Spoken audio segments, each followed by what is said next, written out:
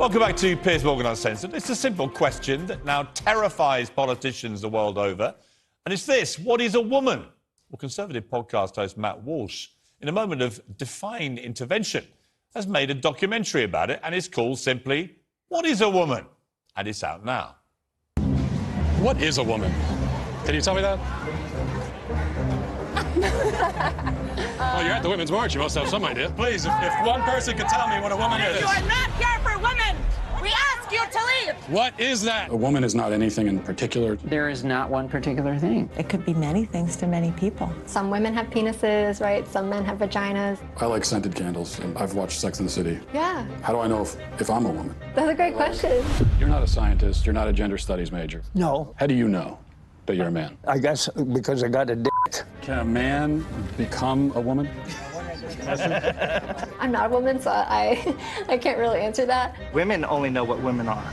Are you a cat? No. Can you tell me what a cat is? You want to tell us what a woman is? Well, Matt Walsh joins me now. Matt, great to talk to you. It's a fascinating documentary because the chronic inability of apparently sane, intelligent individuals to answer this incredibly simple question is breathtaking. And, you know, we're seeing it all over the world now, senior politicians everywhere. And we saw it with Ketanji Brown Jackson. This is a woman who's now a Supreme Court justice. This is what she said when she was asked about this in her confirmation hearing. Can you provide a definition for the word woman? Can I provide a definition? No. Yeah.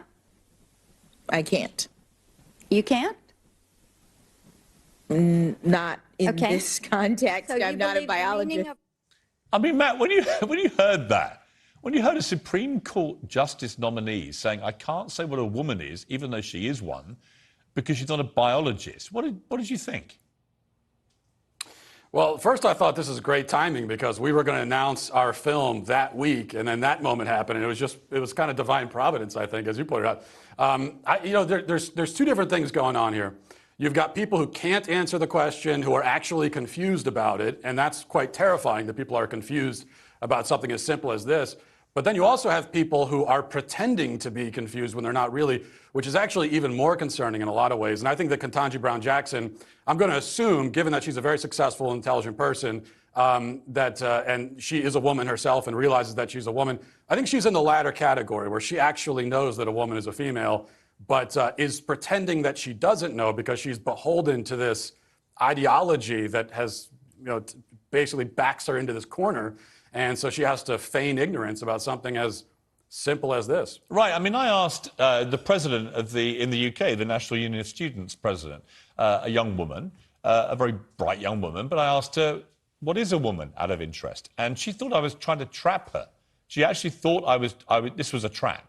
I said, no, I'm just asking you what you think a woman is. It's not a trap. It shouldn't be a trap. How have we got here, Matt? How have we got to a place where young women are paralyzed with fear about even saying what they are? This is gender ideology. I mean, that's what this is. And, you could kind of, if you want to trace it back, you could kind of decide how far back you want to go. There are certain landmark moments you can point to in history. Now, I think for a lot of people, it feels like everyone knew what a woman was, and a man was a man, and a woman was a woman, up until about 8 years ago, and then everyone lost their minds. But it actually traces back farther than that. In the film, we go back and we trace it back to guys like John Money and Alfred Kinsey, sexologists and psychoanalysts in the mid-20th century who came up with what we know today as sort of the early iteration of modern-day gender ideology. And I think they got it into the institutions, especially higher, academia, those kinds of institutions. And then from there, it sort of filtered down to the general public. Maybe about 8 years ago is when it sort of exploded onto the mainstream scene and took over at least the Western world after that point, I think. And where it's got, I think, really dangerous and insidious, actually, to society is particularly in issues like sport, where you see trans athletes now dominating in women's sport. We had an example of this at the weekend where a biological male skateboarder who was 32, I think, or something, this person decided to compete as a woman, has now transitioned to be a woman, in this skateboarding competition in New York against girls as young as 12 and destroyed the field and won.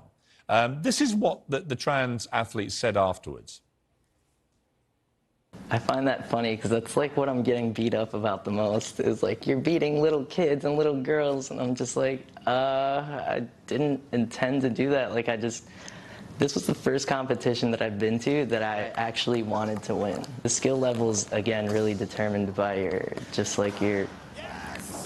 determination, your tenacity to just like put yourself on top and through these obstacles. It has nothing to do with your age.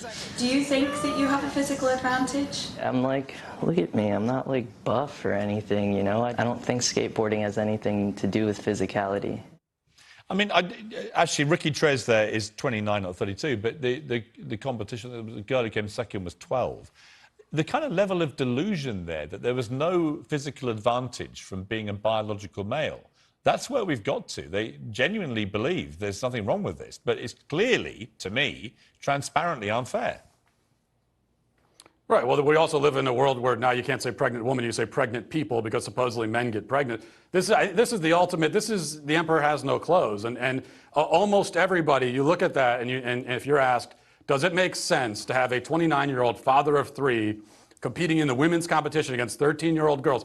If people feel like they're in a position where they can be honest about it, almost everyone is going to say obviously no. By the way, about that particular individual, he actually did an interview about a year ago where he said that he knows he's not a woman, but he wants to be cute and feminine like women, and so that's what he's trying to do. He actually says that. So it's got to the point now where someone, you know, they don't even affirm themselves as a woman, and yet we have to do that. It just doesn't make any sense at all. How has your documentary gone down, Matt? Have you had a lot of pressure not to give it much airtime? Yeah, well, it's been interesting. So it's, you know, we've fortunately been able to get outside of kind of the conservative podcast bubble and reach a mainstream audience, which is what we wanted to do. And the reception in that kind of general audience has been really overwhelmingly good, and people are happy this film is out there. Mainstream critics, though, have just decided they're going to ignore this movie completely. You go to Rotten Tomatoes right now, and you'll find that not one single mainstream film critic has reviewed the film. We sent the screeners to mainstream critics, and they told us, I refuse to watch it. I'm not going to watch anything from the Daily Wire. And so they won't even look at it. They refuse to even take the time to see what we can present. Which is complete madness, because I've watched it with great fascination. It's very well made. It's a very simple premise. And the results, frankly, are startling and pretty disconcerting. Final question, Matt. In the interest of fair play, what is a man? Well, if a woman is an adult human female, then I suppose a man would be an adult human male, I would say. I think it really is as simple as that. Matt Walsh, thank you very much for joining me. I appreciate it. Thank you. Appreciate it.